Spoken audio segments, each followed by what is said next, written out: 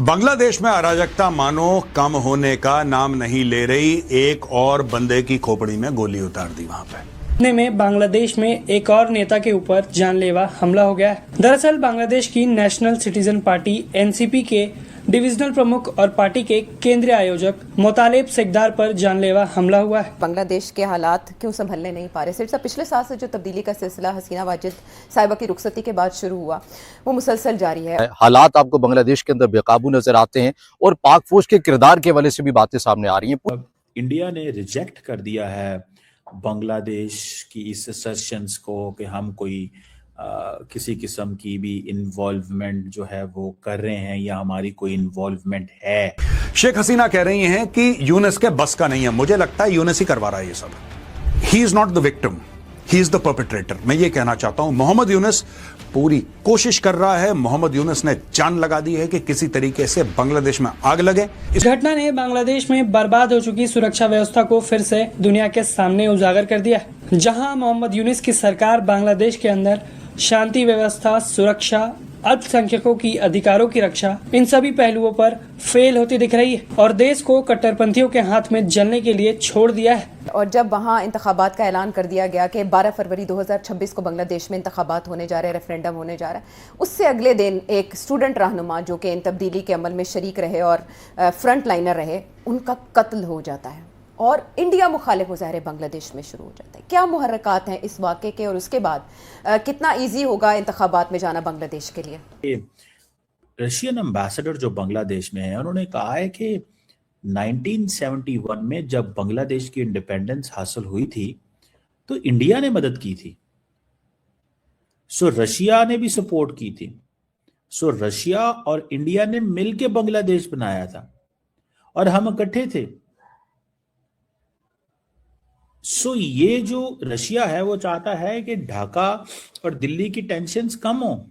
बांग्लादेश में अराजकता मानो कम होने का नाम नहीं ले रही। एक और बंदे की खोपड़ी में गोली उतार दी वहां पे। उस्मान हदी का तो आपने नाम सुना ही है, जो कि सिंगापुर में मर गया, इलाज के लिए भेजा था। उसके बाद बांग्लादेशियों ने बांग्लादेश में आग लगा दी।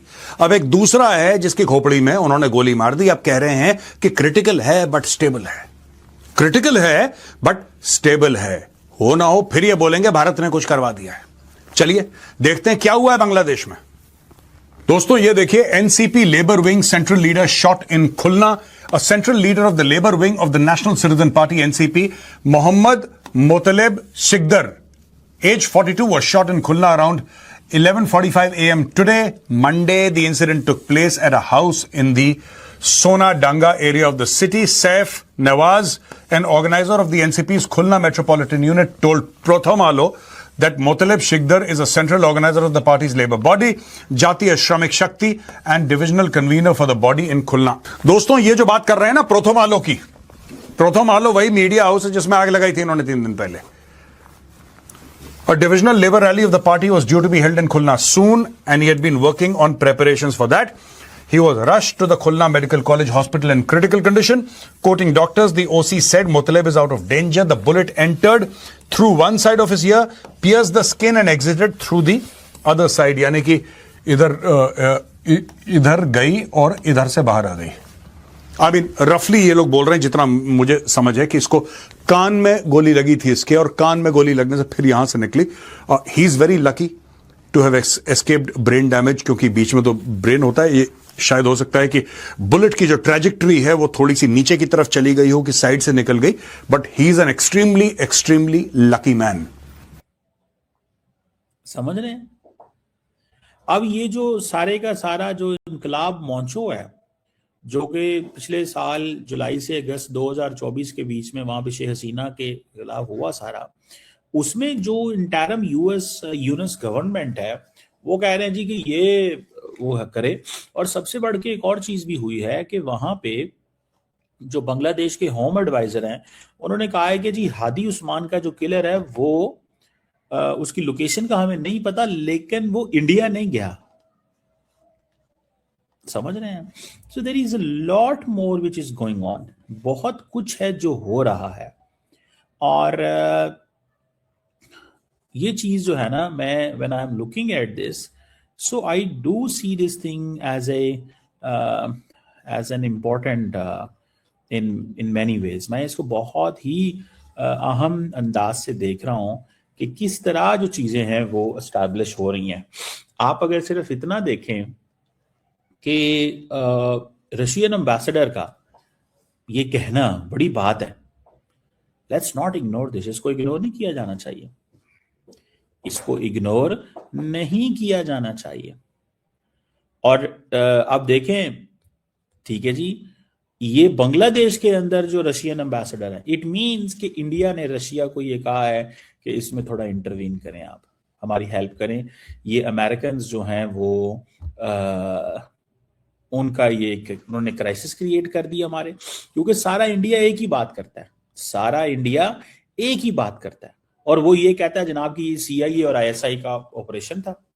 ठीक है जी, CIA और ISI का ऑपरेशन था, और ये चीज वो कह रहे हैं। ठीक है जी, सो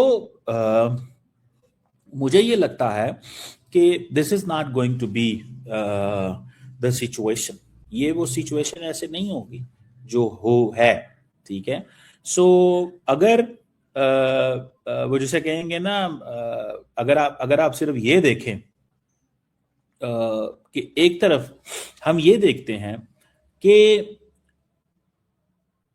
इंडिया के ऊपर इस वक्त एक प्रेशर है, और दूसरी तरफ हम ये देख रहे हैं कि उस प्रेशर को रिलीज करने के लिए रशिया अपना किरदार अदा कर रहा है।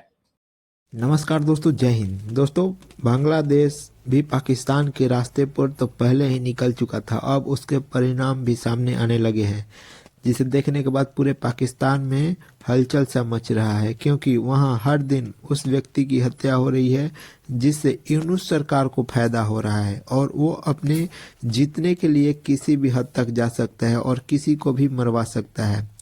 दोस्तों, जैसे जैसे ये खबर सामने आ रही है, पाकिस्तानी मीडिया चीख रही है कि ये भारत करवा रहा है, लेकिन दोस्तों वहीं पर अब उसके बीच में रसिया की भी एंट्री हो गई है। रसिया ने कहा है कि भारत और रूस ने मिलकर ही बांग्लादेश को बनाया था, और इस बात को बांग्लादेश को भूलना नहीं चाहिए। दोस्तों, जैसे ही ये खबर सामने आई, पाकिस्तानी मीडिया में शोर सा मच गया और वो चीखने लगे कि किस तरह से आखिर ये बात कर रहे हैं, और चिमक के तो आपने इस वीडियो में देखा ही है। दोस्तों, वीडियो पसंद है तो वीडियो को लाइक करें, शेयर करें और चैनल को सब्सक्राइब करें।